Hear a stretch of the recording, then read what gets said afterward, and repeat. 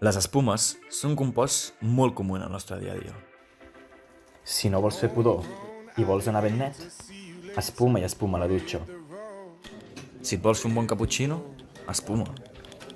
Si vols fer un pa de pessic ben esponjós, ja caldrà que facis clara muntada, que és espuma. Si et vols afaitar, espuma.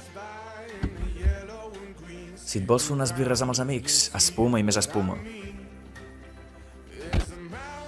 I fins i tot, en algunes discoteques, espuma.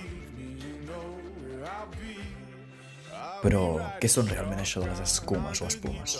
Si busquem la definició d'escuma a l'Enciclopèdia Catalana, trobarem Escuma, dispersió d'un gas en un líquid en la qual la fase dispersa, el gas, és closa en un conjunt de petites cel·les o bombolles formades per un tel molt fi de líquid dispersant, la mida de les quals depèn de la tensió superficial del líquid.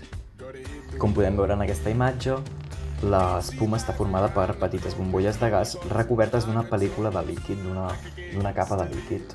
El líquid i aquesta capa s'anomena fase contínua, cosa que hem vist en la definició de l'Enciclopèdia Catalana, i aquestes bombolles s'anomenen fase dispersa.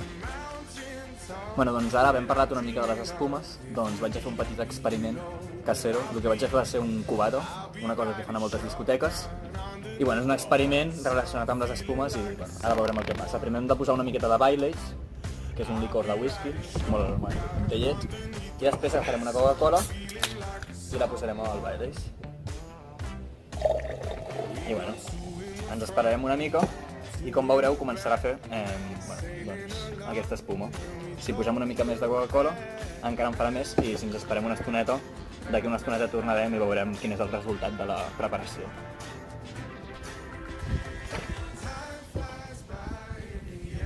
Com podem veure, aquí s'ha format una massa esponjosa que s'assembla a un rus d'abelles i això és degut a la mescla entre el Baileys i la Coca-Cola. Al mesclar-los, l'àcid fosfòric de la Coca-Cola, que la Coca-Cola, com ja sabeu, conté àcid fosfòric, doncs reacciona amb les molècules de llet, amb les proteïnes de la llet del Baileys.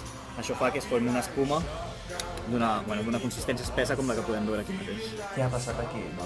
Molt resumit, l'àcid fosfòric de la Coca-Cola, el H3PO4, reacciona amb la caseïna, que és una proteïna de la llet, fent així que aquesta es desnaturalitzi i per tant que canvi de forma. I aquest canvi de forma ha sigut el que ens ha fet passar d'un líquid a una espuma.